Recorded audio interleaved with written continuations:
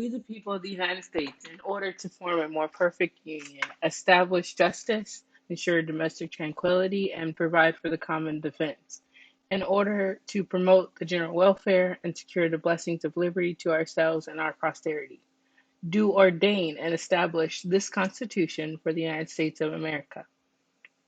The United States Constitution Preamble. When I'm reflecting on my philosophy of educational leadership in America, I believe it is important to review the goals of our nation. In the opening of the Constitution, it just says that our common goal as a nation is to achieve the goal of a more perfect union. Therefore, we must evaluate ourselves consistently. Our forefathers created a system that allows for change to the betterment of its citizens. With this understanding given to us, I believe that educational leaders are agents for the goals of our nation. My philosophy is that educational leadership is a dynamic servant role that evaluates itself to support students, parents, and other stakeholders. Within the first month of being assistant principal, I realized that the totality of the role of educational leader is difficult to define. Even though I served as a classroom teacher for 11 years, those years did not prepare me for the full scope of my newly acquired leadership role.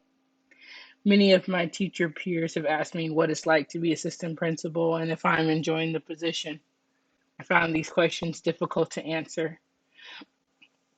My enjoyment of such a position has little to do with my ego as much as my desire to serve. Frick, in 2004, noted that the core idea of servant leadership is quite simple. It's authentic, ethical leaders, those who we trust and want to follow, are leaders, are servants first.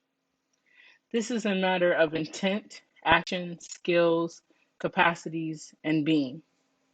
This idea of servant leadership strongly resounds with my philosophy of leadership and is where my true professional passion is found. To build a culture of trust and general welfare that allows for student and teacher growth.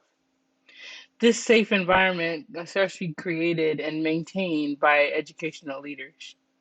As a classroom teacher, I've worked with assistant principals who did not make me feel safe and had there was a near hostile feeling of mistrust that seemed to drive the school. It became clear to me that as a leader, I could not continue the same fear-based system that discouraged so many of my colleagues. I'm learning to define leadership as a world that encourages students and teachers to have a desire to do better for the greater good.